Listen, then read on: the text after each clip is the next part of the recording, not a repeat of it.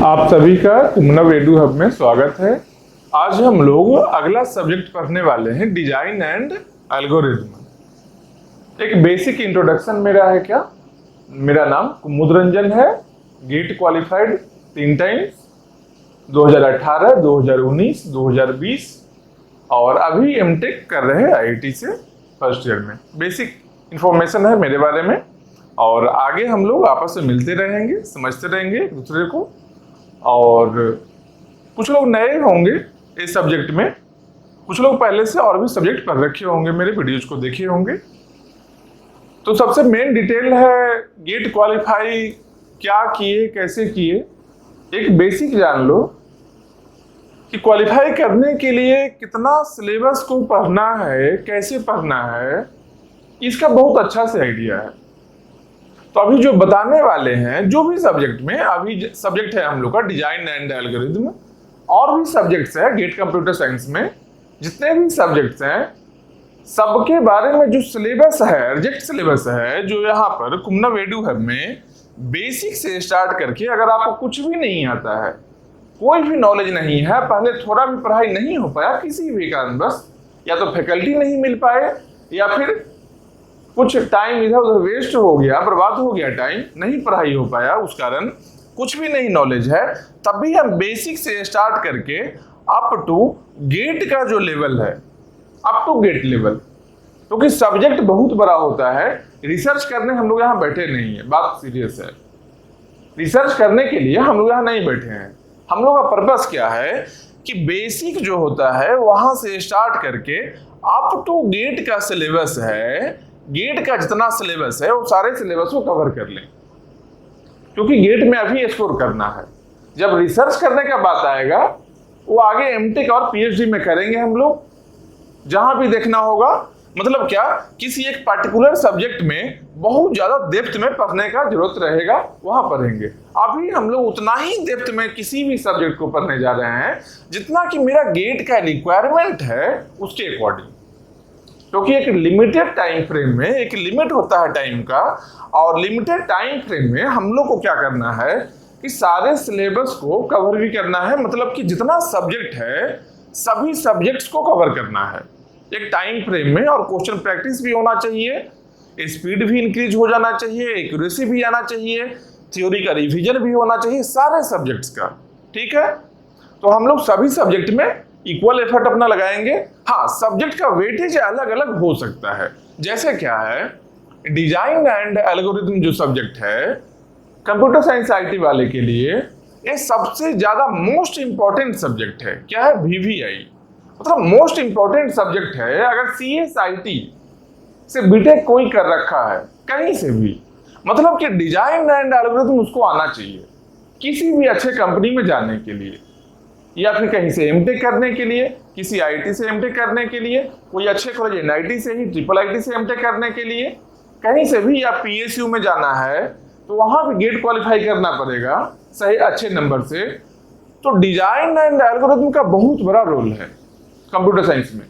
कहीं भी किसी भी प्रोडक्ट बेस्ड कंपनी में जाएंगे, बड़े से बड़े कंपनी में, माइक्रोसॉफ्ट, फेसबुक, जितना भी हम लोग सुनते हैं कंपनी, बड़ा बड़ा जो कंपनी है, वहां पर एल्गोरिथम आना ही चाहिए। तो इस सब्जेक्ट का बहुत ज्यादा इंपॉर्टेंस है। रफली जो मार्क्स कवर होता है गेट में वो रफली 3 मार्क्स का होता है, लेकिन इसके साथ में एक और कंबाइंड होता है 3 मार्क्स का, और भी एक सब्जेक्ट होता है डेटा स्ट्रक्चर। जो डेटा स्ट्रक्चर वाले वीडियो लेक्चर में आप लोग देख सकते हैं वहां। अभी हम लोग बात कर रहे हैं डिजाइन एंड एल्गोरिथम। तो सबसे बेसिक चीज है सीएसआईटी के लिए, और ये अच्छा से पढ़ा होना चाहिए। तो अभी हम लोग क्या डिस्कस करने वाले हैं कि डिजाइन एंड एल्गोरिथम का सिलेबस क्या है, कितना कुछ पढ़ना है।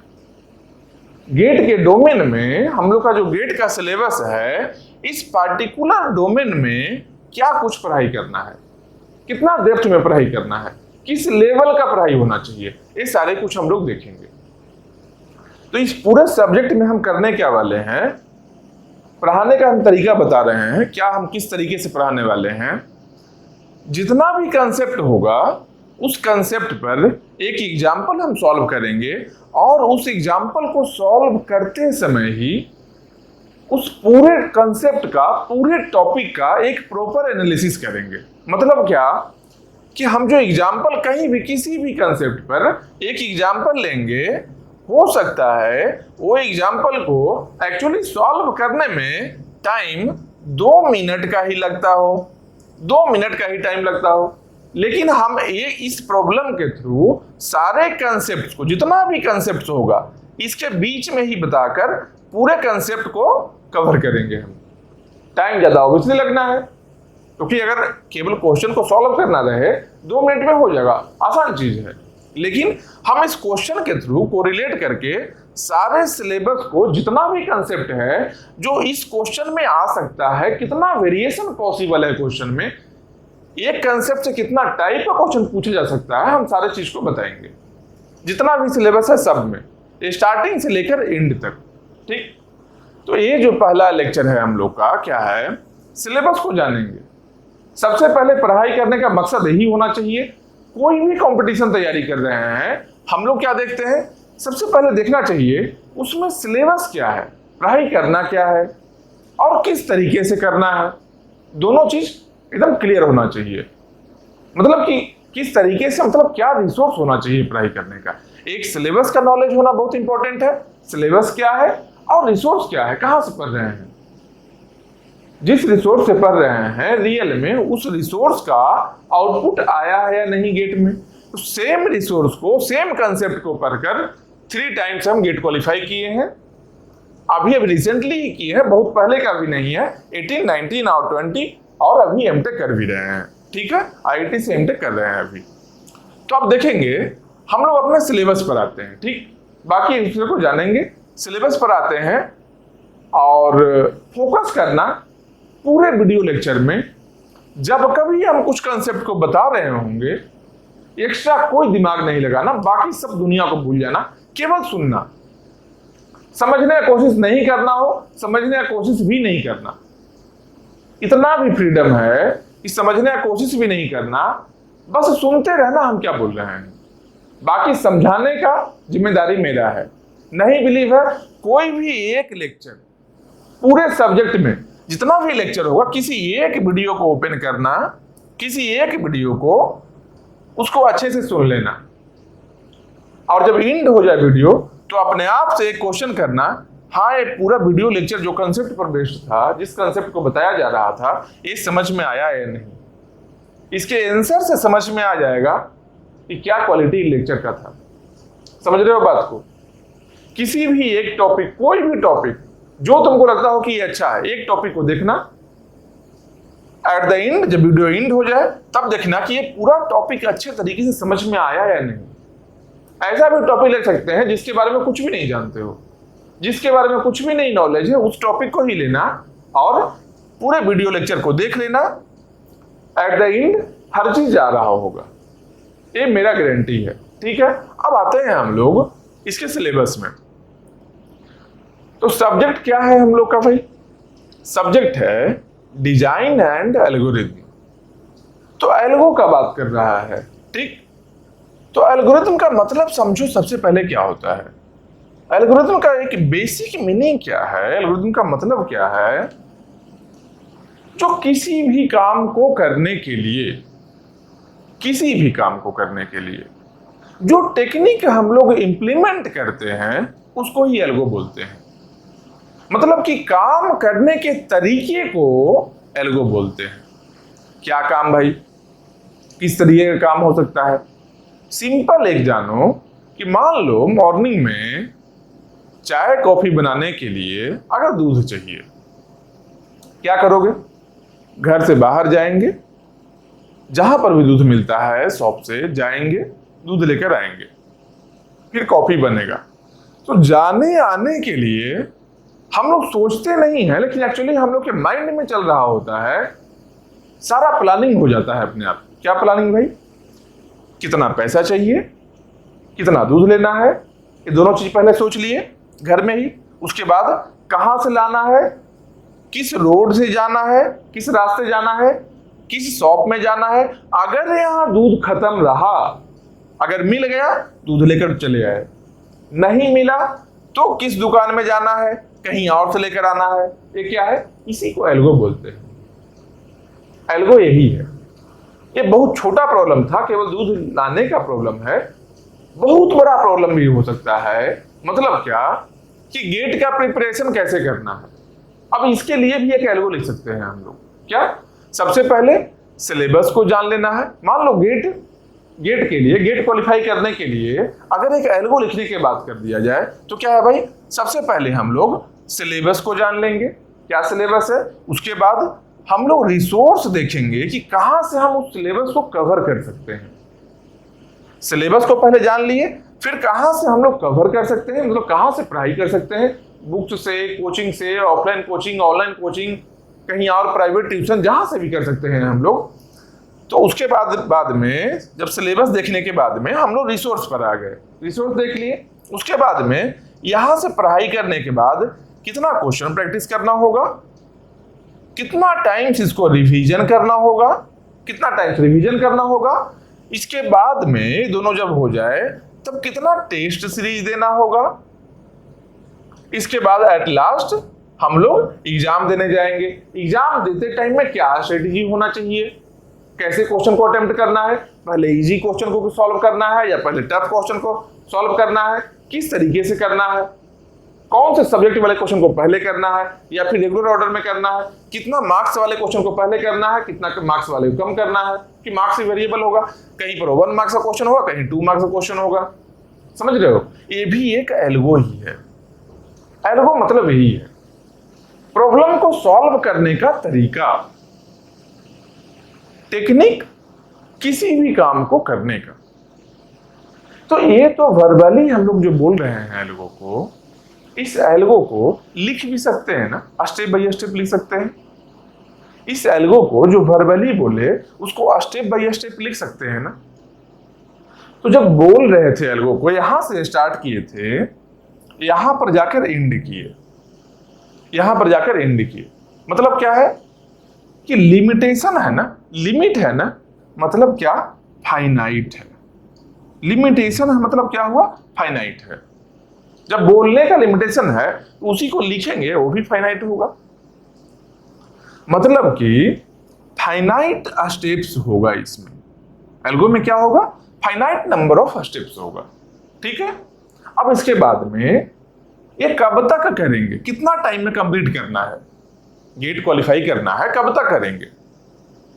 नेक्स्ट ईयर का प्रोग्राम हम लोग देखते हैं, जैसे नेक्स्ट ईयर हमको गेट देना है, तो नेक्स्ट ईयर का लिमिटेशन है ना कि जब फेब में एग्जाम होगा उस समय तक एक पूरे एल्गो को इंप्लीमेंट करना है। एक टाइम फ्रेम है ना, टाइम लिमिट है ना। मतलब क्या, एल्गो, जो भी एल्गो हम लोग लिखेंगे वो फाइनाइट टाइम में कंप्लीट भी होना चाहिए। फाइनाइट नंबर ऑफ स्टेप्स होना चाहिए एल्गो का, और फाइनाइट टाइम में कंप्लीट भी होना चाहिए। फाइनाइट नंबर ऑफ स्टेप्स है, फाइनाइट टाइम में कंप्लीट होना चाहिए। एक और चीज है, एक और भी चीज इसमें है कि ऐसा नहीं है कि गेट का जो एल्गो है, सेम एल्गो को हम लोग किसी और एग्जाम, किसी भी एग्जाम, मान लो बैंक पीओ का एग्जाम है, बैंक पीओ का एग्जाम है, तो बैंक पीओ वाले के लिए सेम एल्गो को नहीं इंप्लीमेंट करेंगे। क्यों? क्योंकि इसका सिलेबस अलग है, इसका सिलेबस कुछ और है। मतलब किसी पार्टिकुलर काम करने के लिए एक पार्टिकुलर एल्गो होगा, एक पार्टिकुलर टेक्निक होगा। समझ रहे हो, टाइम का भी लिमिटेशन है और स्टेप्स का भी लिमिटेशन है। और कौन से प्रॉब्लम के लिए हम काम कर रहे हैं, एल्गो का जहां जहां भी गए हैं हम लोग, किस तरीके से, रिसोर्स क्या है, रिसोर्स में एम्बिग्यूटी नहीं होना चाहिए। जैसे क्या, मान लो अगर ए रिसोर्स है, अगर गेट के लिए इंपॉर्टेंट है तो सेम रिसोर्स को हम पीओ के लिए यूज नहीं कर सकते हैं। समझ रहे हो बात को? एम्बिग्यूटी मतलब होता है क्या, कंफ्यूजन नहीं होना चाहिए, एकदम क्लियर कट नॉलेज होना चाहिए कि हाँ ये रिसोर्स है गेट का, इसको हम पढ़ेंगे, सिलेबस के अकॉर्डिंग ये रिसोर्स है, यहां से सक्सेस मिल सकता है अगर इस रास्ते में हम गए तब, पूरे एल्गो को सही तरीके से इंप्लीमेंट किए तब। मतलब क्या कि आउटपुट का भी डिजर्व कर रहे हैं ना हम लोग चाह रहे हैं ना कि जब स्टार्ट किए हैं एल्गो को, कुछ आउटपुट मिले, गेट में अच्छा रैंक है, आउटपुट को देखते हुए ना पूरे एल्गो को इंप्लीमेंट कर रहे हैं। मतलब कि मिनिमम वन आउटपुट भी हम लोग को चाहिए, मिनिमम वन आउटपुट भी चाहिए। एक से ज्यादा आउटपुट भी हो सकता है। मान लो अच्छे तरीके से गेट का जो प्रिपरेशन किया है, हो सकता है किसी बड़े कंपनी में, किसी भी प्रोडक्ट बेस्ड कंपनी में जॉब भी मिल जाए, किसी पीएसयू में सिलेक्शन हो जाए अच्छे गेट रैंक से, कुछ और कॉलेज में भी सिलेक्शन हो जाए। समझ रहे हो? मतलब कि मल्टीपल आउटपुट भी हो सकता है, मल्टीपल आउटपुट भी हो सकता है। मिनिमम एक आउटपुट तो चाहिए ही चाहिए, मिनिमम एक आउटपुट चाहिए। समझ रहे हो बात को? तो पर्पस यही है एल्गो का, प्रॉब्लम को सॉल्व करने का। बेसिक हम लोग जान लिए। एल्गो का मतलब क्या होता है, एल्गो का क्या मतलब होता है, एक बेसिक चीज हम लोग जान लिए। तो बोलो यहाँ ये तो मतलब हो गया, चलिए एल्गोरिथम का मतलब हो गया। ये मतलब समझ गए एल्गोरिथम क्या है।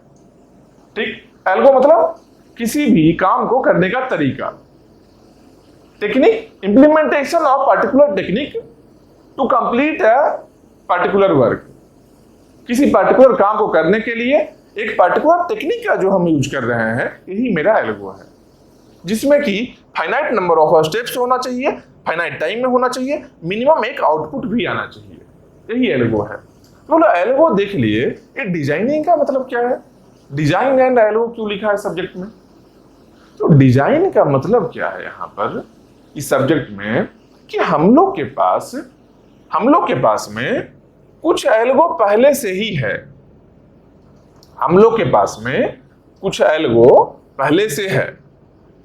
तो हम लोग एक्चुअली करेंगे क्या कि एक तो एल्गो लिख सकते हैं, जैसे गेट के लिए हम लोग एल्गो लिख रहे थे, किस तरीके से काम करना है। ठीक, एक और तरीका क्या है कि मान लो पहले से ही लिखा हुआ है एल्गो, बहुत सारा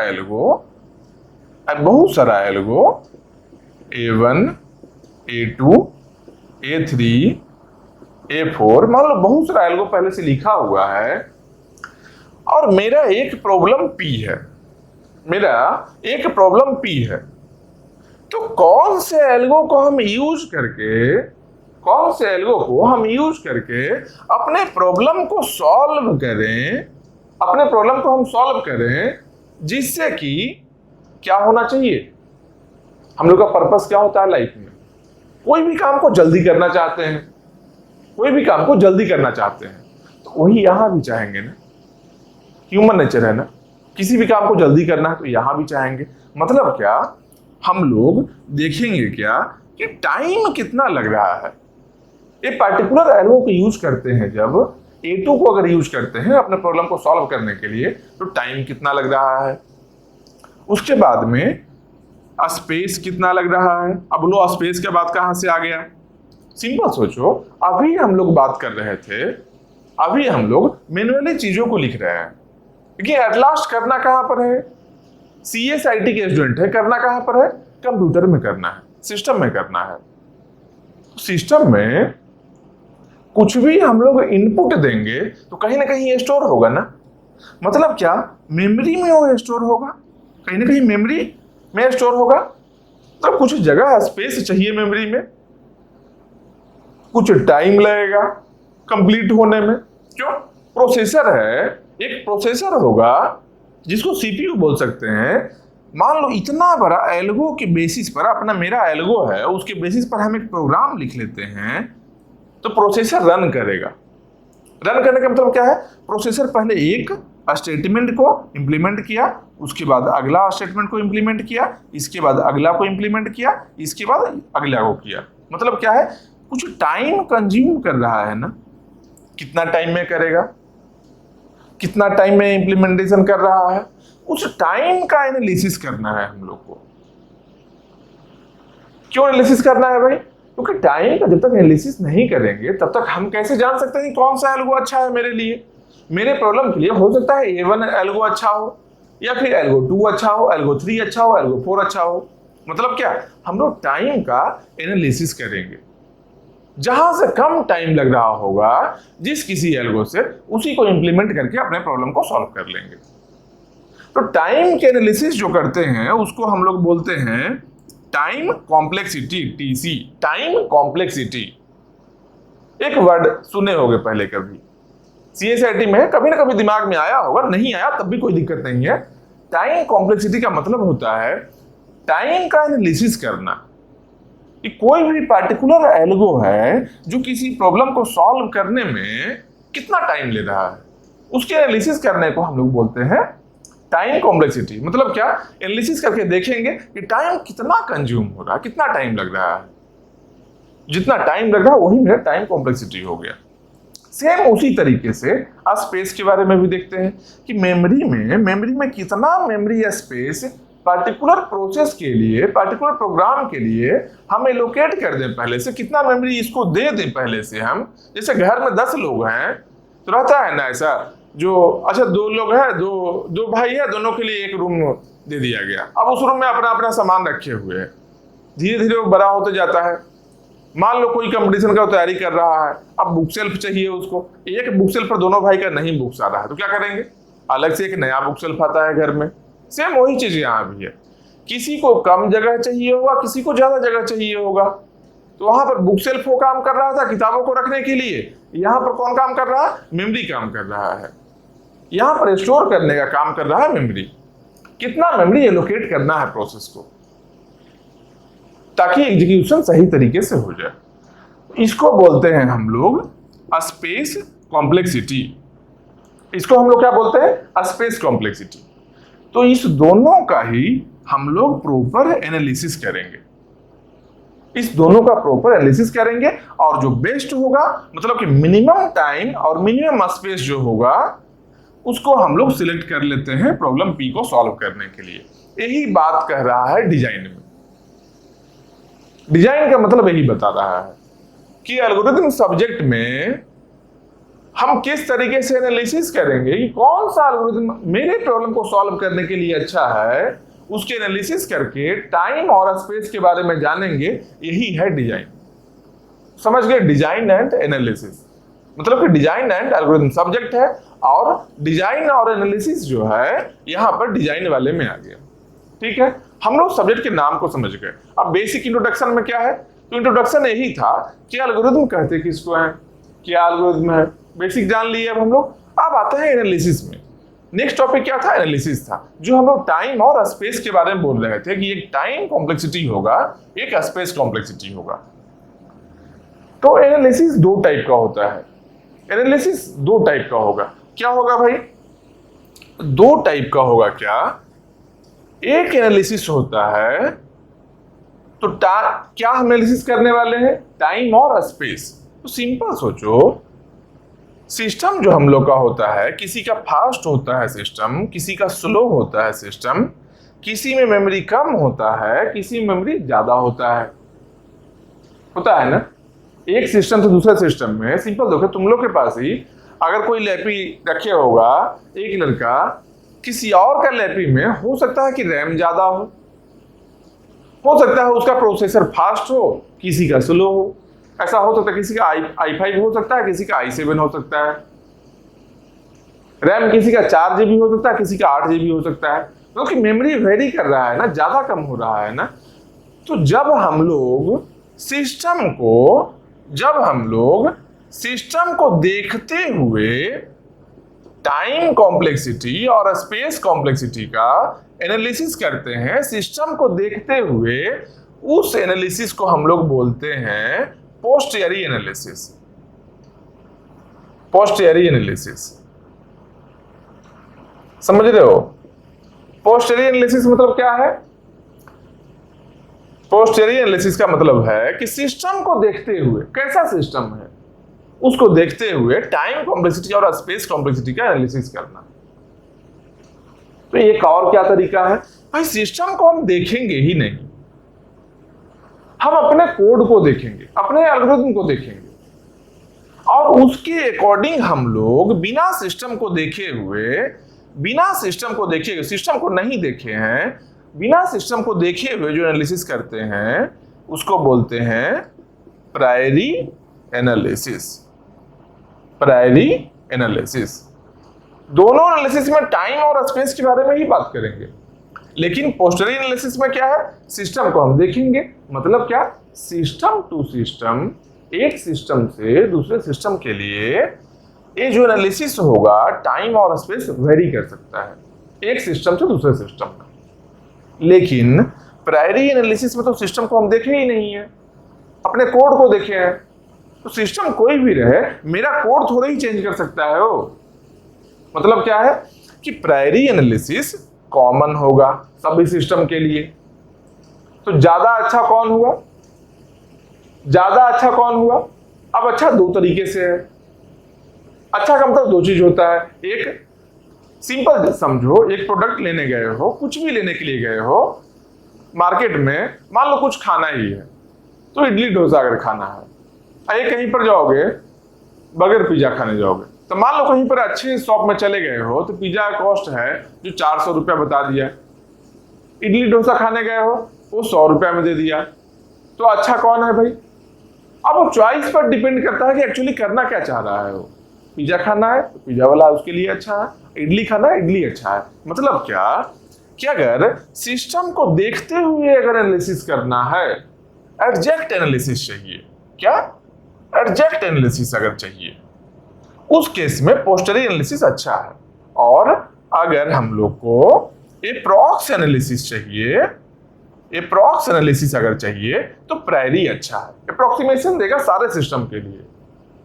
तो हम लोग एडजेक्ट अगर पोस्टरी के अकॉर्डिंग एनालिसिस करते हैं तो सब सिस्टम को जानना होगा। अब दुनिया में कितना तरह का सिस्टम है, सबको जानना पॉसिबल नहीं है। इसके लिए हम लोग क्या करते हैं कि प्रायरी एनालिसिस करते हैं, जिससे कि टाइम और स्पेस हम लोग को मिल जाएगा। कितना टाइम लगेगा, कितना स्पेस लगेगा, समझ रहे हो बात को? तो स्पेस तो मान लो दोनों में सेम ही लगे, कोड सेम है तो स्पेस सेम लगे, लेकिन प्रोसेसर अगर फास्ट है किसी में स्लो है तो टाइम तो वेरी करेगा। इसमें स्लो है ज्यादा टाइम लगेगा। तो हम प्रोसेसर को नहीं देखते हुए, प्रोसेसर को हम देखेंगे ही नहीं, हम अपने कोड को केवल देखकर एनालिसिस कर रहे हैं, उसको ही बोलते हैं प्रायरी एनालिसिस। ये सारा चीज जो पर्टिकुलर लेक्चर देखोगे जब, उसमें बहुत डिटेल में बताया हुआ, एक ओवरव्यू बता रहे हैं सिलेबस में कि एक्चुअली डिजाइन एल्गो में पढ़ना क्या क्या है हम लोग को। ठीक, यहाँ समझ में नहीं आ रहा कोई दिक्कत नहीं है, एक बेसिक ओवरव्यू हम बता रहे हैं, यहाँ पर डिटेल में बता भी नहीं रहे हैं, बस इंट्रोडक्शन है, एक बेसिक सिलेबस का ओवरव्यू हम देने वाले हैं कि हम लोग इस सब्जेक्ट में क्या करने वाले हैं। ठीक, तो एक देख लिए हम लोग, एनालिसिस पार्ट देख लिए। इसके बाद आता है एसिम्प्टोटिक नोटेशन। तो बहुत बार हम लोग क्या देखे होंगे, इंट्रोडक्शन देखो, बेसिक देख लिए, एनालिसिस देख लिए। एसिम्प्टोटिक नोटेशन क्या है? इसमें हम लोग करने क्या वाले हैं, एक बीगो नोटेशन होता है, एक ओमेगा नोटेशन है, थीटा नोटेशन है, स्मॉल ओ है, स्मॉल ओमेगा है। ये नोटेशन क्यों यूज करते हैं? ये नोटेशन एक्चुअली हम लोग प्रायरी एनालिसिस के लिए ही करते हैं, क्योंकि इसमें रफ आइडिया है ना। तो रफ आइडिया जब एग्जैक्ट वैल्यू हम नहीं बता पाते हैं, उसके आसपास का एक राउंड फिगर हम बताना चाहते हैं, उसके आसपास के एक एवरेज वैल्यू को, जो कि सब जगह एक्सेप्टेड हो, बस वही एसिम्प्टोटिक नोटेशन के हेल्प से हम बता सकते हैं। एसिम्प्टोटिक नोटेशन है जो हम लोग को एप्रॉक्स एनालिसिस के लिए लिमिटेशन बताता है कि एक्चुअल वैल्यू नहीं भी पता है तो एप्रॉक्स के लिए एक पर्टिकुलर वैल्यू हम लोग लिख सकते हैं इस नोटेशन को यूज करते हुए। ठीक है, मतलब क्या, जैसे बीगो एन हो गया, या फिर कहीं पर लिखा रहेगा ओमेगा एन स्क्वायर, या फिर कहीं और लिखा रहेगा क्या, theta of n cube, theta of n cube. समझ रहे हो बात को? तो इस तरीके से हम लोग बताते हैं कि इसका क्या मतलब है, बीगो एन का, ओमेगा एन स्क्वायर का क्या मतलब है। ये सारा कुछ इसके इंटरनल लेक्चर्स में है। अभी बस इतना जानो कि एसिम्प्टोटिक नोटेशन है जो एप्रॉक्स एनालिसिस को लिखने के लिए हेल्प करता है, इसकी हेल्प से हम लिख सकते हैं। ठीक, अब इसके आगे आते हैं, क्या है कॉम्प्लेक्सिटी क्लासेस। तो कॉम्प्लेक्सिटी क्लासेस का मतलब क्या हुआ, कितना टाइप का टाइम कॉम्प्लेक्सिटी है। क्या बोले यहाँ पर, टाइम कॉम्प्लेक्सिटी और स्पेस कॉम्प्लेक्सिटी। जैसे क्या, यहां पर क्या देखो लिखा है, यहां पर n लिखा है, यहां n स्क्वायर लिखा है, यहां n क्यूब लिखा है। तो ये अलग अलग कॉम्प्लेक्सिटी का क्लास है। n क्या है, n मतलब क्या हुआ, ये लीनियर है, एन स्क्वायर मतलब क्या है, क्वाड्रेटिक है। एन क्यूब मतलब क्या है, क्यूबिक है। मान लो लॉग एन रहे, कहीं लॉग एन रहे, लॉगरिथमिक हो गया, कहीं पर 2 पावर x के फॉर्म में रहे, एक्सपोनेंशियल हो गया। समझ रहे हो बात को? इस तरीके का कॉम्प्लेक्सिटी क्लासेज है। अलग अलग टाइप के प्रॉब्लम के लिए अलग अलग कॉम्प्लेक्सिटी क्लासेज हम लोग का आउटपुट आता है जब एनालिसिस करते हैं तब। ठीक, ये बेसिक जान लिए। इसके बाद है एक्चुअल कंटेंट्स में हम आते हैं। डिवाइड एंड कनकर, ये एक मेरा एल्गो है। ये क्या है? ये है एल्गो। मतलब क्या, यहां क्या बताए थे, अभी हम क्या बताए थे कि बहुत सारा एल्गो होगा जो अवेलेबल होगा किसी प्रॉब्लम को सॉल्व करने के लिए। जो बहुत सारा एल्गो अवेलेबल होगा ना, उसमें से डिवाइड एंड कनकर एक एल्गो है, ग्रीडी टेक्निक एक एल्गो है, डायनेमिक प्रोग्रामिंग एक एल्गो है। मेनली हम लोग अपने सब्जेक्ट में, अपने गेट के सिलेबस में इस तीनों को डील कर रहे होंगे। इस तीनों के बारे में डिटेल स्टडी हम लोग करने वाले हैं कि कौन सा एल्गो कब अच्छा है, कब नहीं अच्छा है, किस टाइप के प्रॉब्लम के लिए कौन सा एल्गो ज्यादा बेनिफिशियल होता है। समझ रहे हो बात को? तो डिवाइड एंड कनकर एल्गो है। पहले हम लोग जानेंगे कि डिवाइड एंड कनकर है क्या। इसके अंदर में आएगा रिकर्सन आता है। इसके अंदर में डिवाइड एंड कनकर के जब एल्गो हम लोग देखेंगे, इसके अंदर में एक टॉपिक आएगा रिकर्सन। रिकर्सन का मतलब क्या होता है? इसका बेसिक डिफिनेशन है फंक्शन कॉलिंग इटसेल्फ। मतलब क्या बोलना चाह रहे हैं कि अगर एक ही काम बहुत बार करना है, एक ही काम को बहुत बार करना है, तो हमेशा उस चीज को हम क्यों लिखेंगे? एक बार ही लिखेंगे, अब बहुत बार करवाएंगे जितना रिक्वायर्ड है मेरा। एक ही काम को अगर रिपीटेशन में करना है, जब रिपीट करना है सेम वर्क को, एक जैसे काम को ही करना है, उसको एक टाइम ही लिखते हैं और मेरा प्रॉब्लम सॉल्व हो जाता है। मान लो 1000 टाइम्स, अगर 1000 टाइम्स किसी काम को करना है, ये सेम तरीके का काम है, अगर इसको हम एक बार लिखेंगे और 1000 टाइम्स रन करेगा, आसान हुआ लिखना में, इसको बोलते हैं रिकर्सन। ये क्या है? रिकर्सन है।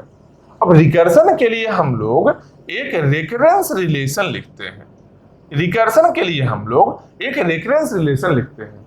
रेकरेंस रिलेशन क्या है भाई? एक मैथमेटिकल टूल है। रिकर्सन के बारे में कुछ इंफॉर्मेशन अगर चाहिए तो इसी मैथमेटिकल टूल को यूज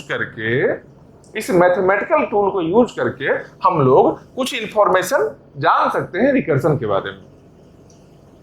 समझ रहे हो बात को?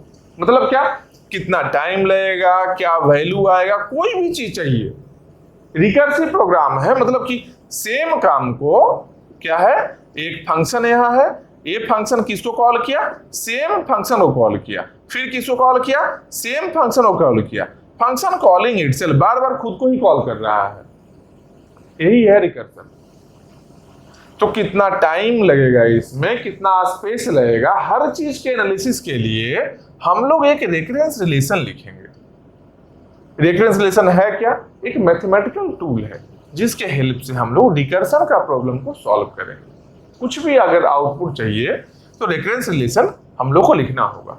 तो भाई रेकरेंस रिलेशन को सॉल्व करेंगे, मैथमेटिकल टूल है तो सॉल्व करना होगा। इसको सॉल्व करने का जो तरीका है उसको हम लोग बोलते हैं recurrence relation solving. Recurrence relation solving, इसमें क्या क्या तरीका है भाई? एक तरीका है सब्स्टिट्यूशन मेथड, एक तरीका है सब्स्टिट्यूशन मेथड। दूसरा क्या तरीका है? दूसरा है रिकर्सिव ट्री मेथड। तीसरा क्या है? तीसरा है मास्टर्स थ्योरम। 3 तरीका है। सबसे पहले हम लोग जानेंगे रिकर्सन क्या है, क्योंकि डिवाइड एंड कनकर एल्गो में रिकर्सन यूज होता है। तो जब यहां पर हम लोग बेसिक में आएंगे डिवाइड एंड कनकर का, तो देखेंगे क्या कि डिवाइड एंड कनकर में रिकर्सन यूज होता है। तो रिकर्सन को अच्छे से जान लिए। उसके बाद हम रेकरेंस रिलेशन कैसे लिखेंगे, वो जान लिए अच्छे से। इसके बाद हम लोग देखेंगे क्या कि रेकरेंस रिलेशन सॉल्व कैसे करते हैं।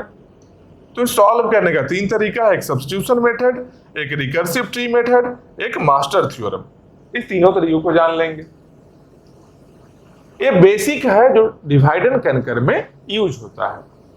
ठीक, डिवाइड एंड कनकर एल्गोरिथम में ये रिकर्सन को यूज करते हैं, इसलिए बेसिक जान लिए डिवाइड एंड कनकर एल्गो के बारे में। इसके बाद क्या आएगा, इसके बाद आएगा एप्लीकेशंस। यहां लिख सकते हैं applications of divide and conquer. मतलब कि डिवाइड एंड कनकर जो एल्गो हम लोग जाने हैं उसका एप्लीकेशन कहां कहां आता है।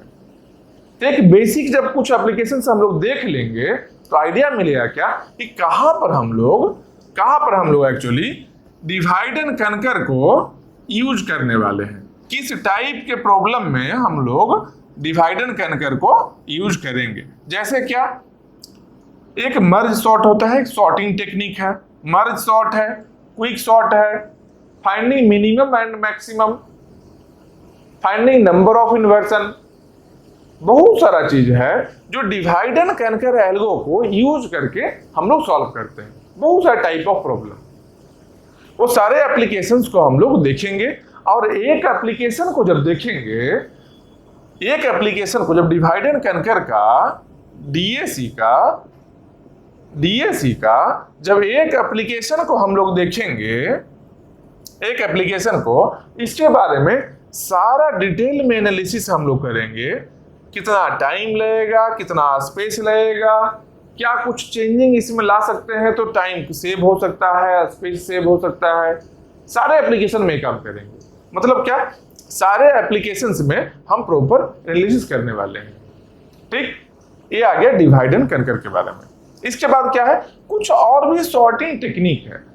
सॉर्टिंग टेक्निक क्या होता है, सॉर्टिंग क्या होता है भाई, सॉर्टिंग का मतलब क्या है कि बहुत सारा एलिमेंट्स अगर रेंडमली दिया है, जैसे 2 1 4 3 49, ऐसा एलिमेंट है क्या, एक 2 1 4 3 49। ये कोई ऑर्डर में लग रहा है क्या, ना तो इंक्रीजिंग ऑर्डर है ना तो डिक्रीजिंग ऑर्डर है। तो इसको ऑर्डर में, इसको इंक्रीजिंग ऑर्डर में अरेंज करना, उसी को हम लोग बोलते हैं सॉर्टिंग। डिक्रीजिंग में करेंगे वो भी सॉर्टेड हो गया, डिसेंडिंग ऑर्डर में भी सॉर्टेड हो गया। लेकिन बेसिकली हम लोग देख लेते हैं क्या, इंक्रीजिंग के लिए देखते हैं। डिक्रीजिंग करना रहे तब भी कोई दिक्कत नहीं है, बस रिवर्स कर देंगे उस चीज को, एलिमेंट्स को, सारे के पोजीशन को रिवर्स कर देंगे, उल्टा कर देंगे। लास्ट वाले को पहले ले आए, फर्स्ट वाले को लास्ट में लेकर चले आए, बन जाएगा वो। समझ रहे हो बात को। तो यहां पर हम लोग कुछ सॉर्टिंग टेक्निक देखेंगे, किस किस तरीके से सॉल्व करते हैं। तो अलग अलग सॉर्टिंग टेक्निक है, उसको देखेंगे। और ये सब टेक्निक्स अक्सर पूछा जाता है एग्जाम में। जो भी सिलेबस बताने वाले हैं सब के सब इंपॉर्टेंट टॉपिक है, जो कि गेट एग्जाम में या और भी कहीं एग्जाम हो, कोई भी और एग्जाम होता है, पीएसयू का जो भी गेट लेवल का एग्जाम है सीएसआईटी के लिए, वहां पर यही सब टॉपिक पूछा जाता है। अगर सही से नॉलेज हो गया, एक बार सही से पढ़ाई कर लोगे, इसका कभी नहीं क्वेश्चन छूटेगा। और जिस क्वालिटी के कंटेंट्स को हम यहाँ बताने वाले हैं, जिस तरीके से बताने वाले हैं, जितना लेवल तक बताने वाले हैं, उस लेवल तक के नॉलेज में हर कंपटीशन का क्वेश्चन बनेगा 100%। बस केवल जितना भी लेक्चर है उसको टाइमली देखना है, अच्छे से सबको सुन लेना है लेक्चर को। ठीक है, अब इसके बाद आते हैं क्या, सॉर्टिंग टेक्निक तो देख लिए हम लोग, कॉम्प्लेक्सिटी क्लासेस देख लिए, ये भी देख लिए, एप्लीकेशंस, सॉर्टिंग टेक्निक देख लिए। इसके बाद एक और है ग्रीडी टेक्निक, ये भी एक एल्गो है। ग्रीडी टेक्निक जो है, ग्रीडी टेक्निक है जो ये भी एक एल्गो है। तो पहले हम लोग जाने हैं क्या ग्रीडी टेक्निक में क्या क्या यूज करते हैं, कुछ बेसिक इसका होगा स्ट्रक्चर जो यूज करते हैं। एक्चुअली ग्रीडी टेक्निक होता कैसे है, किस तरीके से इंप्लीमेंट करते हैं, एक बेसिक पहले जानेंगे। उसके बाद ग्रीडी टेक्निक का एप्लीकेशन कहाँ कहाँ है, इसका एप्लीकेशन कहाँ कहाँ है, क्या क्या टाइप ऑफ प्रॉब्लम के लिए ग्रीडी अप्रोच को हम लोग यूज करने वाले हैं, वो सब यहाँ देखेंगे। ठीक है, तो ग्रीडी टेक्निक के बारे में जान लेंगे। उसके बाद क्या करेंगे, इसके बाद में हम लोग देखेंगे क्या, रिप्रेजेंटेशन ऑफ ग्राफ। मतलब क्या, अगर एक ग्राफ ऐसा बना है, इस तरीके का अगर ग्राफ बना है ऐसा, मान लो ये सब वर्टिसेज है, ये सब वर्टिसेज है और ये सब एज है, ये सब एज है, तो इस ग्राफ को हम लोग सिस्टम में कैसे रिप्रेजेंट करते हैं? क्या क्या टेक्निक है रिप्रेजेंट करने का? कौन सा टेक्निक अच्छा है, कौन सा खराब है, किस टाइप के ग्राफ के लिए कौन सा टेक्निक अच्छा है, ये सारा कुछ देखेंगे कहां पर हम लोग, रिप्रेजेंटेशन ऑफ ग्राफ।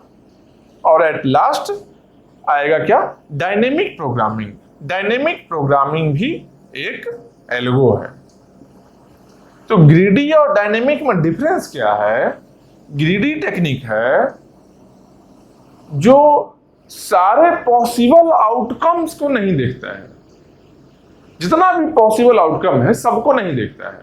और डायनेमिक प्रोग्रामिंग में क्या है कि जितना भी पॉसिबल केसेज हो सकता है, सारे पॉसिबल केसेज को देखकर ये आंसर देगा। डायनेमिक प्रोग्रामिंग मतलब क्या है? एक ग्लोबल ऑप्टिमाइजेशन है। ऑप्टिमाइजेशन का क्या मतलब हुआ? कॉस्ट को कम करना, प्रॉफिट को बढ़ाना। यहां कॉस्ट क्या है? टाइम है। तो टाइम को कम करके प्रॉफिट को बढ़ाना, तो ग्लोबली करेगा। ग्लोबल मतलब क्या होगा? जितना भी पॉसिबल केसेज है सबको कवर करेगा। यही मेरा डायनेमिक प्रोग्रामिंग है। और इसके फिर एप्लीकेशंस को देखेंगे, बहुत टाइप ऑफ प्रॉब्लम को देखेंगे, जिसमें कि डायनेमिक प्रोग्रामिंग को यूज करने के बाद हम लोग बहुत सारा ऐसा प्रॉब्लम देखेंगे यहाँ पर। जैसे एक प्रॉब्लम को लेंगे, एक प्रॉब्लम P को लेंगे, इसको हम लोग बिना डायनेमिक प्रोग्रामिंग को हम लोग सॉल्व करेंगे। इसके बेसिस पर कितना टाइम लगता है, कितना स्पेस लगता है, इसको देखेंगे। और सेम प्रॉब्लम को हम लोग डायनेमिक प्रोग्रामिंग की हेल्प से सॉल्व करेंगे और फिर देखेंगे कितना टाइम लगा, कितना स्पेस लगा, पहले वाले से कितना कम टाइम में हुआ है, पहले वाले से कितना कम स्पेस लगा है, ज्यादा लगा है, जो भी डिफरेंस आया है उसका एनालिसिस करेंगे बहुत सारे प्रॉब्लम्स को देखते हुए। तो एक बेसिक ओवरव्यू है सिलेबस का और बहुत ही जरूरी है, केवल गेट के लिए नहीं जरूरी है। अगर इंटरव्यू देना चाहते हो कहीं भी, अगर इंटरव्यू देना चाहते हो, अगर इंटरव्यू देना चाहते हो किसी भी कंपनी में, इंटरव्यू के प्रोस्पेक्टिव से भी ये बहुत ज्यादा इंपॉर्टेंस रखता है। एल्गो आता है, कहीं भी अच्छे से अच्छे कंपनी में इंटरव्यू दे दोगे, सिलेक्शन हो जाएगा। इसलिए एल्गो पढ़ना जरूरी है। तो बस नेक्स्ट लेक्चर से हम लोग स्टार्ट करते हैं, इंट्रोडक्शन से स्टार्ट करेंगे और सारे सिलेबस को कंप्लीट करेंगे। और यहाँ पर पर्पस बिल्कुल भी ऐसा नहीं है कि केवल सिलेबस को कंप्लीट कर दिया जाए। मेरा पर्पस ये है कि सिलेबस को कंप्लीट इस तरीके से करना है कि पढ़ाई करने वाले को हर चीज समझ में आ जाए। बेसिक मोटिव यही है। अगर ऐसे लोग भी देख रहे हैं जिनको कुछ भी नहीं आता है, एल्गो के बारे में कोई भी नॉलेज नहीं है, कुछ भी नॉलेज नहीं है, वो लोग भी अगर देखते हैं लेक्चर को, उनको हर चीज समझ में आए, एट द एंड सब कुछ उनको समझ में आ जाए। मेरा पर्पस यही है। और किस लेवल का समझ में आया भाई? तो लेवल कम नहीं होगा, जितना भी बेसिक से लेकर और गेट का जो रिक्वायर्ड है सिलेबस, इस लेवल, इस डेप्थ पर हम सारे टॉपिक को पढ़ाएंगे। ऐसा नहीं है कि आसान आसान चीज को पहले बता दिए, बस क्वेश्चन है, क्वेश्चन को सॉल्व कर लिए, हो गया। नहीं, हम लोग यहाँ क्वेश्चन केवल सॉल्व नहीं करेंगे, क्वेश्चन के हेल्प से उसका प्रॉपर एनालिसिस करेंगे। ठीक है, तो नेक्स्ट क्लास से हम लोग स्टार्ट करते हैं डिजाइनिंग एल्गोरिथम। और आगे सब्जेक्ट में बहुत सारा चीज है, इंटरेस्टिंग चीज है, बहुत ही इंटरेस्टिंग है, मजा आने वाला है पढ़ने में। बस आराम से सुनते रहना है यार, एक्स्ट्रा दिमाग लगाना ही नहीं है, कुछ भी एक्स्ट्रा दिमाग मत लगाना। बस जितना भी बोलेंगे सुनते रहना। कथा कहानी रामायण महाभारत समझ के भी सुन लो, या कुछ भी समझ के सुन लो, कोई भी कथा कैसा भी चीज समझ के सुन लो, बस एक बार सुन लोगे 100% गारंटी देते हैं समझ में आ जाएगा। तो बस अगले लेक्चर से देखते हैं हम लोग। और सब समझने के बाद में गेट में अच्छा स्कोर करो, कोई और एग्जाम होता है वहां अच्छा स्कोर करो, किसी कंपनी में इंटरव्यू देना है अच्छे से इंटरव्यू क्रैक करो, सारा क्वेश्चन बताओ। तो पर्पस क्या होना चाहिए, किस तरीके से पढ़ना है सब्जेक्ट भाई?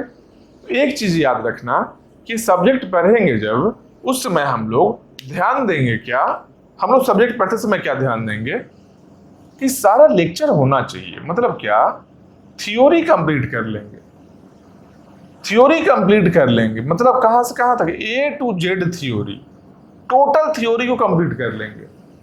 उसके बाद हम लोग कुछ क्वेश्चन बनाएंगे, क्वेश्चन प्रैक्टिस कर लेंगे, जिसमें कि प्रीवियस ईयर क्वेश्चन होना चाहिए, जरूरी है। सिलेबस को, डेप्थ को समझाएगा।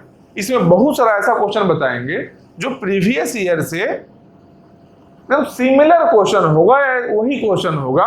भले ही बताते समय में बोलेंगे नहीं कि प्रीवियस ईयर है, बोलना क्या है, कंटेंट्स क्या बता रहे हैं पता है हमें, समझ रहे हो। एग्जाम दोगे खुद फील करोगे ये बात को, क्या कंटेंट्स हम पढ़ाए थे। ठीक, तो क्वेश्चन होना चाहिए। और उसके बाद में जो थ्योरी पढ़े थे ना, इसका प्रॉपर रिवीजन भी होना चाहिए। रिवीजन बहुत जरूरी है यार, बहुत जरूरी है। क्योंकि कितना भी पढ़ा देंगे, अगर उसको 4 महीने तक देखोगे ही नहीं, कुछ कुछ दिमाग से कंसेप्ट मिस हो जाएगा। और जब कंसेप्ट मिस हो जाएगा ना, तो एग्जाम का परफॉर्मेंस बहुत खराब हो जाएगा फिर वैसे। इसलिए रिवीजन जरूरी से करना है, रिवीजन करना ही करना है, किसी भी हालत में करना है। चाहे एक नया टॉपिक छोड़ क्यों ना दो, एक नया टॉपिक छोड़ना पड़े तो छोड़ देना लास्ट में, अभी नहीं प्लान करना है कि अच्छा तो नया टॉपिक छोड़ना है, ठीक है छोड़ देंगे सब्जेक्ट को, ऐसा नहीं, ये आवारागर्दी नहीं करना है। समझ रहे हो बात को। अच्छे से रिवीजन करना है, थ्योरी पढ़ेंगे अच्छे से, क्वेश्चन देख लेंगे, रिवीजन कर लेंगे। उसके बाद में टेस्ट सीरीज पर ध्यान देना। टेस्ट सीरीज भी बना लिए, टेस्ट सीरीज के बाद में ही एक्चुअल एग्जाम में बैठना है। ठीक, और टेस्ट सीरीज सॉल्व करने का मतलब क्या बोलना चाह रहे हैं कि प्रॉपर एनालिसिस के साथ में सॉल्व करना है। कौन सा टॉपिक का गलती हुआ है, क्या कंसेप्ट में गलती हुआ है, क्या कैलकुलेशन में गलती हुआ है, जिससे कि नेक्स्ट टाइम सेम गलती रिपीट नहीं हो। समझ रहे हो बात को। बस यही स्ट्रेटेजी से पूरे सिलेबस को कंप्लीट करना है। और बहुत इंटरेस्टिंग है, मजा आएगा पढ़ने में, समझ में भी आएगा। जो लोग पहले से थोड़ा पढ़े हुए हैं वो लोग भी अच्छे से देखना। रीजन क्या है, मान लो 90% भी पहले से आता हो, लेकिन बीच में हो सकता है कुछ कुछ ऐसा पॉइंट रहे, 10% नया चीज सीख जाओ, बेनिफिशियल है वो। और जो लोग को नहीं अगर आता है, पहले से पढ़ा हुआ है, वो लोग तो 100% पढ़ना ही, सब कुछ समझ जाओगे। बस यही है। फिर आगे हम लोग मिलते हैं नेक्स्ट क्लास से और स्टार्ट करते हैं एक्चुअल सिलेबस। ठीक है, फिर चलो बाय बाय, पढ़ाई करो।